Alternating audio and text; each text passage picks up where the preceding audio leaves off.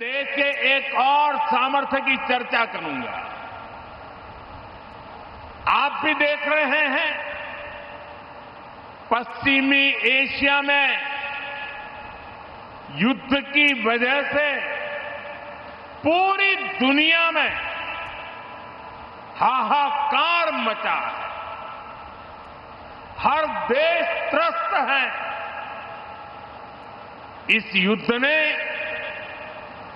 21वीं सदी के सबसे बड़े ऊर्जा संकट को जन्म दिया। बड़े बड़े देश आज ईंधन की किल्लत से जूझ रहे हैं। लेकिन साथियों, 21वीं सदी के सबसे बड़े ऊर्जा संकट पर 21वीं सदी के नए भारत की इच्छा शक्ति और भारत के प्रयास इस संकटों पर भारी पड़े हैं। भारत ने हर स्तर पर सही फैसले लिए, संकट का समय रहते सटीक आकलन किया, प्रभावी रणनीति बनाई, भारत के संसाधनों का संतुलित प्रयोग किया, भारत की डिप्लोमेटिक पावर का सकारात्मक इस्तेमाल किया और तब जाकर भारत संकट से उबर पाया है। साथियों, जब सार्वजनिक तौर पर कुछ ताकतें अफवाह और आशंका फैलाने में व्यस्त थी, तब किस स्केल पर दिन रात काम हो रहा था, किस तरह स्थिति को संभाला जा रहा था, वो मेहनत, वो प्रयास, वो धैर्य नीतिगत स्तर पर, कूटनीतिक स्तर पर उठाए गए एक एक संवेदनशील कभी न कभी इतिहास लिखेगा। ये सब अभूतपूर्व है।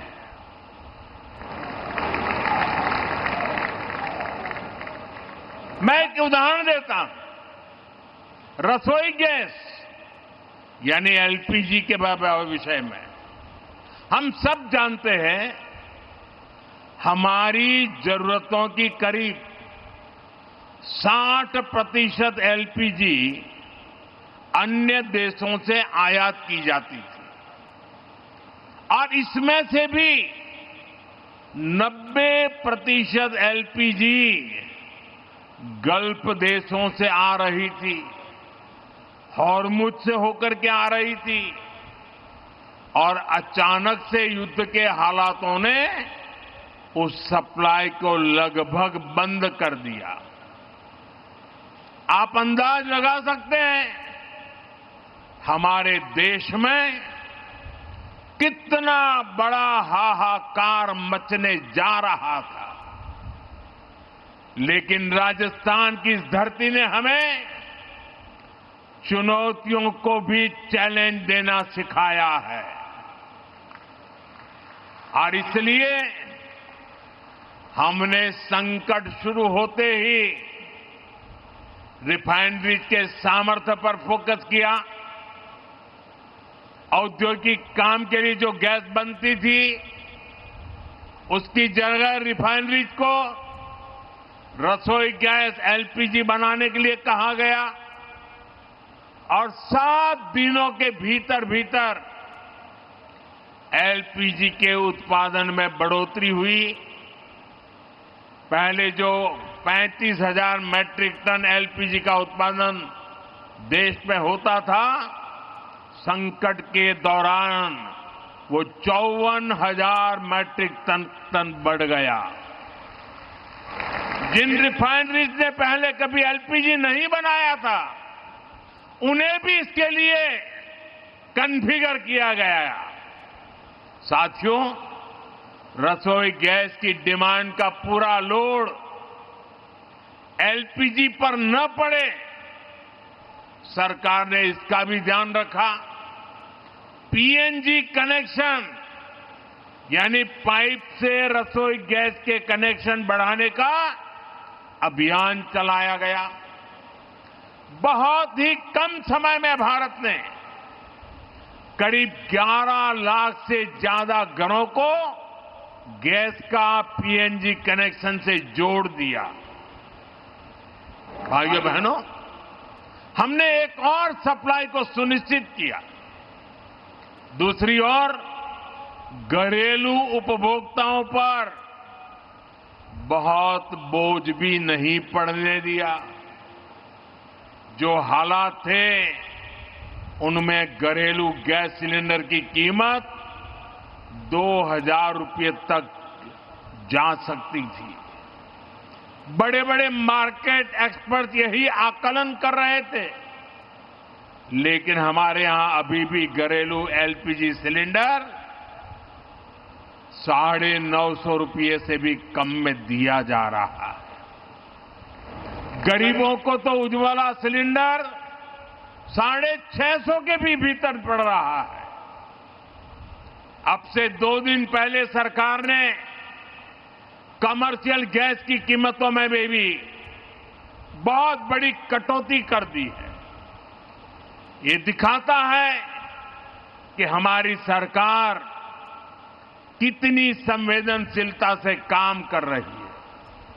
साथियों, युद्ध की वजह से डीजल पेट्रोल पर आया संकट भी बहुत बड़ा था। हमारे देश में तेल के बड़े बड़े कुएं नहीं हैं। जब ये संकट बढ़ा तो क्रूड ऑयल की कीमतें $70 प्रति बैरल से $120 प्रति बैरल तक पहुंच गई थी। आयात के रास्ते भी बंद थे। दुनिया के कई देशों में डीजल पेट्रोल की कीमतों में 40 से 50% का इजाफा हो गया। कई देशों में तो डीजल पेट्रोल कोटे के आधार पर मिलने लगा था, लेकिन भारत में एक दिन भी ऐसे हालात नहीं आए। अफवाहें बहुत फैलाई गई, लोगों को डराया गया, भड़काया गया, राजनीति के खेल खेले गए, लेकिन जिनके इरादे गलत थे वो सफल नहीं हो पाए। दूर सुदूर इलाकों में भी छोटी मोटी अड़चनों के अलावा सप्लाई की कोई बड़ी चुनौती नहीं आई। अप्रैल से जून के बीच ही अकेले डीजल पेट्रोल में 75,000 करोड़ रुपए से ज्यादा का घाटा कंपनियों को उठाना पड़ा। यानी एक नई रिफाइनरी बन जाए इतना घाटा सहना पड़ा, और इस घाटे को पूरा करने की जिम्मेदारी सरकारी खजाने से उठाई गई। हमने प्रति लीटर 10 रुपये की एक्साइज ड्यूटी भी कम की और बहुत ज्यादा बोझ जनता पर नहीं पड़ने दिया। साथियों, युद्ध के इसी समय में भारत की दूसरे देशों के साथ जो दोस्ती है ना, वो दोस्ती भी बहुत काम आ गई। जब ये संकट शुरू हुआ था उससे पहले भारत 25-26 देशों से ही ईंधन का, ऊर्जा का आयात करता था। लेकिन संकट के समय भारत की डिप्लोमेसी का जलवा दिख गया। दूसरे देशों के साथ हमारे अच्छे संबंध इस संकट की घड़ी में बहुत काम आए। युद्ध के दौरान ही भारत 40 से ज्यादा देशों से ईंधन मंगाने लगा। भारत ने दुनिया को स्पष्ट संदेश दिया कि हमारे लिए राष्ट्रहित और राष्ट्र के नागरिकों का हित सर्वोपरि है। नागरिक देवो भव, ये हमारा मंत्र है। साथियों, इतनी अप्रत्याशित चुनौती से देश ऐसे ही नहीं उभरा। इसके पीछे हमारी एक दशक से चल रही दूरदर्शी नीतियों की सफलता भी है। आज हम राजस्थान रिफाइनरी का उद्घाटन यहां कर रहे हैं। हमने 2017 में इसके लिए एमओयू साइन किया था, लेकिन 2018 से 2023 तक राजस्थान में कांग्रेस सरकार रही।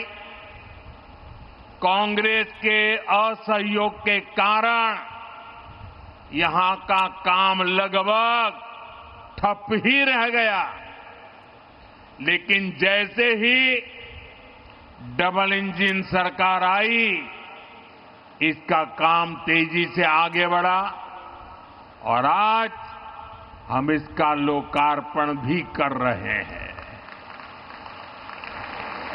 और आप तो जानते हैं मेरी कार्यशैली, जिसका शिलान्यास हम करते हैं उसका लोकार्पण भी हम ही करते हैं।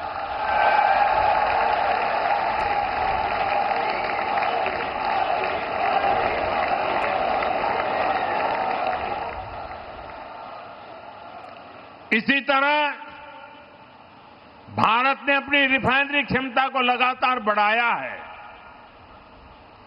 अमेरिका में पिछले 50 वर्षों में एक भी नई रिफाइनरी नहीं बनी है। यूरोप की रिफाइनरी क्षमता लगातार कम होती गई है। वहीं भारत आज विश्व की चौथी सबसे बड़ी रिफाइनरी क्षमता वाला देश बन चुका है। और हम यहां रुकने वाले नहीं हैं। आने वाले वर्षों में ये क्षमता और भी बढ़ने वाली है। इन्हीं प्रयासों के कारण भारत सदी के सबसे बड़े ऊर्जा संकट से लड़कर उभरा है। साथियों, दुनिया में युद्ध और अशांति से हमारे किसानों के लिए भी चुनौतियां पैदा होती है। अभी वेस्ट एशिया क्राइसिस, खाड़ी के देशों का संकट और इसके पहले यूक्रेन युद्ध के कारण दुनिया में खाद का बड़ा संकट भी पैदा हुआ। फर्टिलाइजर के लिए समस्या पैदा हो गई। यूक्रेन युद्ध के बाद एक समय एक यूरिया की बोरी की कीमत 3,000 रुपये से भी ऊपर पहुंच गई थी। लेकिन हम अपने किसानों को, जो दुनिया के बाजार में 3,000 की बोरी थी, हम मेरे देश के किसानों को हम सिर्फ 300 रुपये में देते रहे। और इसके लिए खजाने से लाखों करोड़ रुपए खर्च करने पड़े। सब्सिडी दी गई। आपूर्ति के लिए जो सप्लाई चेन प्रभावित हुई थी, भारत ने उसके लिए भी समाधान निकाले। सरकार ने वैकल्पिक रास्ते तलाशे। हमने कई देशों में हमारे दूतावासों को विशेष जिम्मेदारी सौंपी। दूसरे देशों से उर्वरक खरीदने की, खाद खरीदने की पहल की। आयात के साथ साथ हमने घरेलू उत्पादन भी बढ़ाया, उस पर ध्यान केंद्रित किया। और इतना ही नहीं, हमने प्राकृतिक खेती जैसे विकल्पों को भी बढ़ावा दिया और जमाखोरी और कालाबाजारी के खिलाफ भी सख्ती की। साथियों, इसी तरह हमने हमारे उद्योगों का, एमएसएमई का भी ध्यान रखा। एमएसएमई को बढ़ती लागत का सामना करना पड़ रहा था, इसलिए हम emergency credit line guarantee scheme का एक नया चरण लेकर आए। इस स्कीम के तहत बैंकों ने एमएसएमई को 20% तक का अतिरिक्त लोन दिया और सरकार ने एमएसएमई के इन सभी लोन के लिए 100% गारंटी, और ये मोदी की गारंटी है, इसका बहुत लाभ लघु उद्योगों को मिला, कुटीर उद्योगों को मिला। ऐसे ही अनेक फैसलों का नतीजा है कि आज हमारे छोटे बड़े उद्योग खुद को सुरक्षित महसूस कर रहे हैं। साथियों, हमारी सरकार ने निरंतर निर्णय लिए क्योंकि हमें भारत के सामर्थ्य पर भरोसा था। हमें हमारे देशवासियों की क्षमताओं पर, उनकी सूझबूझ पर हमारा 100% भरोसा था। और आज मैं 140 करोड़ आभार प्रकट करता हूं। मैं देशवासियों को नमन करते हुए धन्यवाद कहता हूं। जिस तरह वो इस मुश्किल समय में देश के साथ मजबूती से खड़े रहे, जिस तरह देशवासियों ने अफवाह, डर और भ्रम फैलाने वालों का सामना किया, देश में अस्थिरता फैलाने की साजिशों को नाकाम किया, देश उसी विश्वास के भरोसे आगे बढ़ पाया है। जो लोग भारत को असफल होते देखना चाह रहे हैं, इसके लिए भविष्यवाणी भी करने लग गए थे, वो जरूर आज निराशा की गर्त में पड़े होंगे। साथियों, आज विकास परियोजनाओं के लोकार्पण, शिलान्यास के साथ ही मुझे यहां एक पेड़ मां के नाम खेजड़ी का पौधा लगाने का सौभाग्य भी मिला है। मैं जानता हूं कि राजस्थान में खेजड़ी का कितना महत्व है। बढ़ते रेगिस्तान को रोकने में इसकी बहुत सार्थक भूमिका रही है। इसलिए ये वृक्षारोपण हमारी कार्य संस्कृति का उदाहरण भी है। हमें प्रगति की नई ऊंचाइयों को भी छूना है और हमें पर्यावरण का संरक्षण भी करना है। इसी सोच के साथ हमारी सरकार ऊर्जा के दूसरे स्रोतों पर भी काम कर रही है। खासकर राजस्थान पर सूर्य देवता की कुछ ज्यादा ही कृपा है। इसलिए यहां विश्व स्तरीय सोलर पार्क बनाने का काम चल रहा है। पीएम सूर्य घर मुफ्त बिजली योजना के तहत भी राजस्थान में 1.5 लाख से ज्यादा घरों को सोलर से जोड़ा जा चुका है। पीएम कुसुम योजना के तहत भी राजस्थान में किसानों को 65,000 से ज्यादा सोलर पंप भी दिए गए हैं।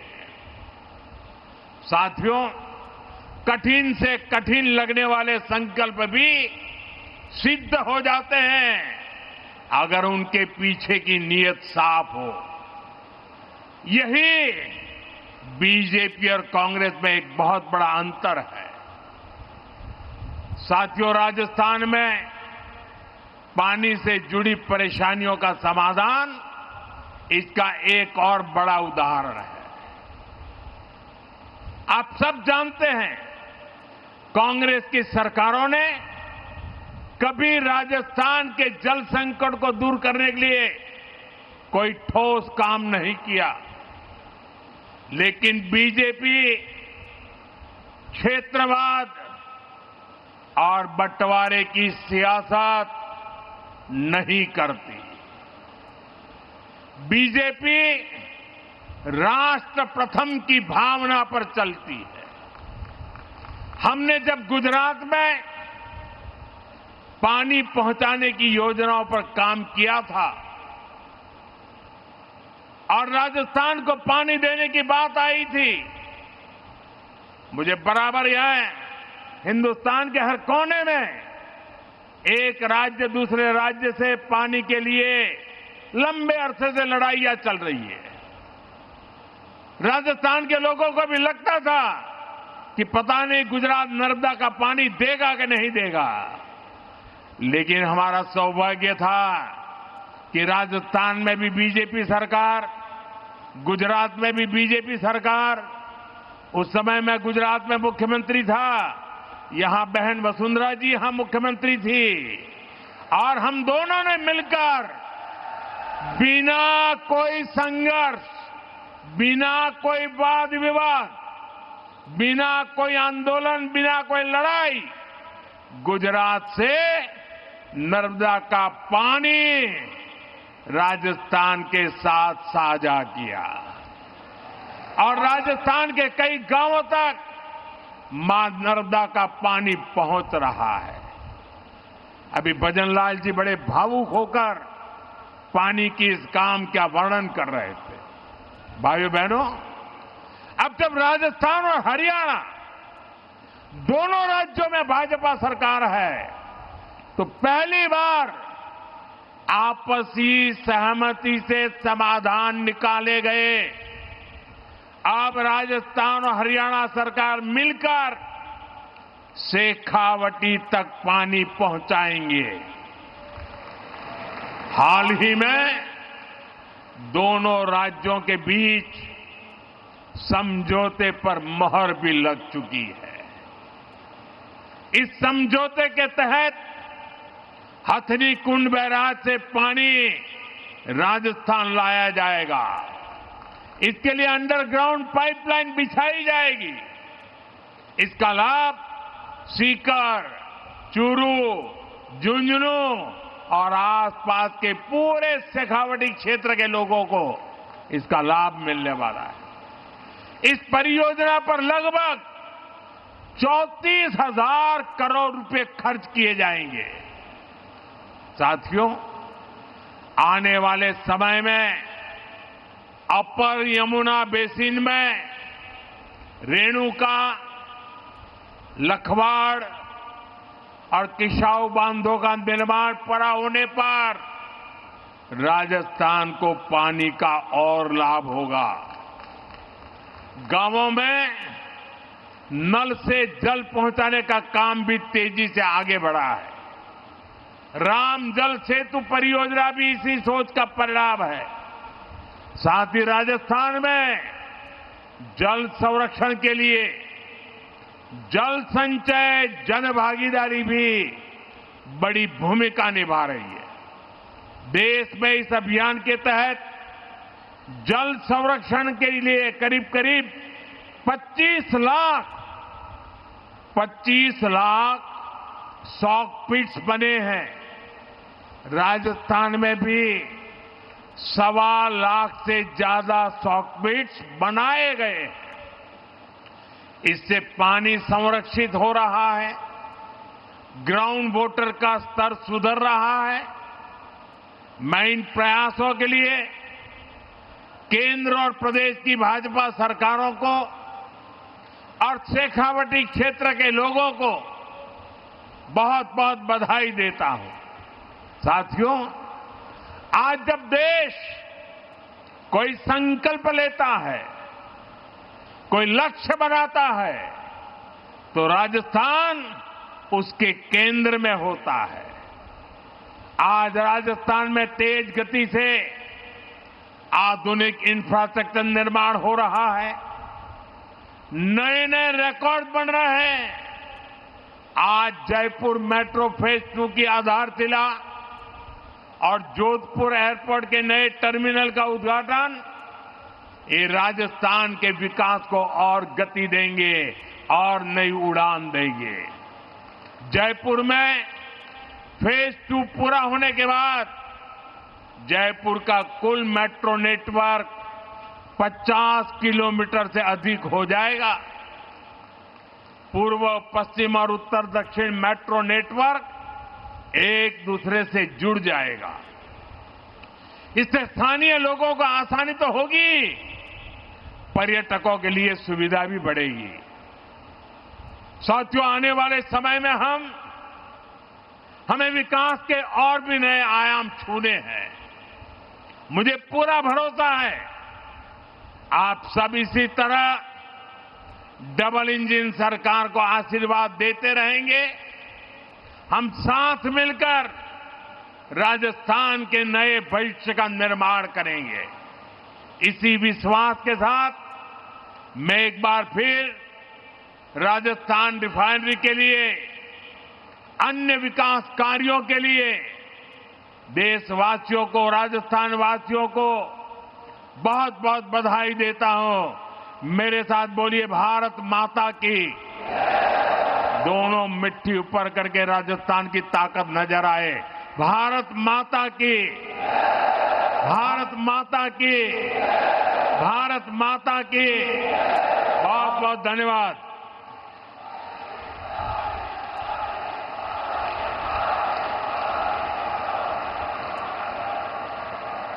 बहुत बहुत आभार मान्यवर। हम सभी को प्रेरित करने के लिए राष्ट्र प्रथम की जीवंत प्रेरणा और आपके प्रेरणादायी व्यक्तित्व को हम सभी नमन करते हैं और अपना साथ